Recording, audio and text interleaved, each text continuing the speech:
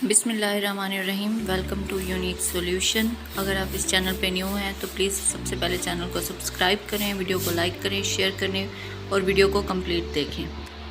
हमारा previous topic internet protocol था, जबकि आज का हमारा टॉपिक जो है वो इंटरनेट पे है और www के बारे में हम बात करेंगे। तक आप लोगों ने चैनल को सब्सक्राइब नहीं किया तो सबसे पहले चैनल को सब्सक्राइब कर लें। आज का हमारा टॉपिक है internet and history of internet and www.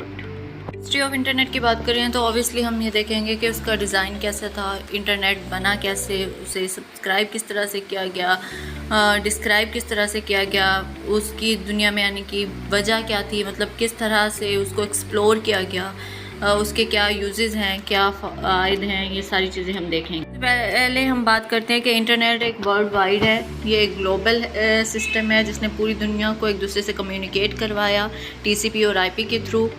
इसके कलर्स हैं dark blue, green, red, yellow, magnesia, gold. और इंटरनेट पर बहुत सी साइट्स बनाई गई जैसे http://internet.map.in ये इंटरनेट का मैप देखने के लिए बनाई गई। हिस्ट्री ऑफ इंटरनेट जो थी वो ARPANET से स्टार्ट हुई 1957 से। 1958 में ये US फॉर्म में तब्दील हुआ। 1962 में JCR ने इस पे काम किया और 1965 में थॉमस ने इस पर बहुत ज़्यादा काम किया। 1969 में भी इस पर काम हुआ और फर्स्ट मैसेज जो है वो सेंड किया गया। 1971 में जो है वो इसके नोट्स 15 नोट्स जो थे वो क्रिएट किए गए। उसके बाद 1972 में रा ने इसे मॉडिफाई किया, ईमेल बनाई और ईमेल सेंड की गई इसके थ्रू। 1973 में फ़र्स्ट इंटरनेशनल कनेक्शन बनाया गया। 1992 में सुफरिंग द वेब को मुतारफ़ करवाया गया। उसके बाद 1994 में V3 को मुतारफ़ करवाया गया। और ऐसे टूल्स थे जो इंटरनेट को असेस करने के लिए यूज़ हुए। हाइपरलिंक्स ऐसे वर्ड्स थे जो इंटरनेट को असेस करने के लिए क्लिक किए जाते। HTML हाइपर लिंक थे।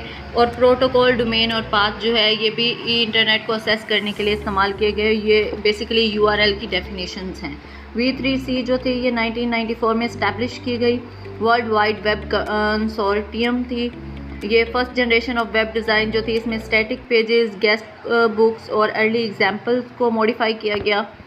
और इसके अलावा first generation of web design जो थी ये नॉट कंप्लीट नहीं थी, स्मॉल थी, डायल अप कनेक्टिविटी थी, स्लो इंटरनेट कनेक्शन था इसका। सेकंड जनरेशन जो है ये ऑनलाइन थी, इंटरएक्टिविटी ऑफ द वेब थी, 24 आवर्स असेस थी, इसमें ग्लोबल रिसर्च था, प्रेजेंट प्रोडक्ट इंफॉर्मेशन थी। इसके अलावा second generation of web design जो है ये कंटेंट पे फोकस करती थी, फॉर्म्स को यूज़ करती थी और साइट्स को बेस्ट व्यू हमें दिखाती थी। उसके अलावा third generation site design to target specify audience focus, ये भी फोकस करती थी कंटेंट पे। CSS पोर्टल्स, स्प्लैश पेजेस इसमें यूज़ किए गए। फोर्थ जनरेशन में ये इंटरैक्टिव थी, कंप्लायंस विद वेब स्टैंडर्ड थे। इसके अलावा केयरफुली सिलेक्शन ऑफ फोटोग्राफी था। फोर्थ जनरेशन में ये था कि डायनेमिकली थी, इंटरनेट प्राइवेसी दी गई थी, इंटरनेट को असेस थी, तो इसका लार्ज टेक्स्ट एरिया था, एक वर्ल्ड वाइड था। इसके अलावा ओपन सोर्सेज थे, फाइल शेयर कर सकते थे, बिजनेस मॉडल शेयर कर सकते थे, वेब सर्विसेज प्रोवाइड की जा सकती थी। इसके अलावा न्यू टूल्स ऑफ वेब 2.0 के थे, विकीज़, ब्लॉग्स और पॉडकास्ट। ये न्यू टूल्स ऑफ वेब 2.0 जो कि वेब के बाद आई।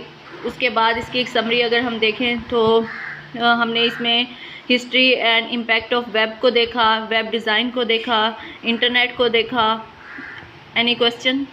अगर आपका कोई भी क्वेश्चन है तो आप पूछ सकते हैं, और अगर आपको ऐसी और भी वीडियोस चाहिए तो हमें बता सकते हैं। Thank you so much. और अगर आपने अभी तक चैनल को सब्सक्राइब नहीं किया तो सब्सक्राइब कर लें और वीडियो को शेयर कर दें और लाइक कर दें।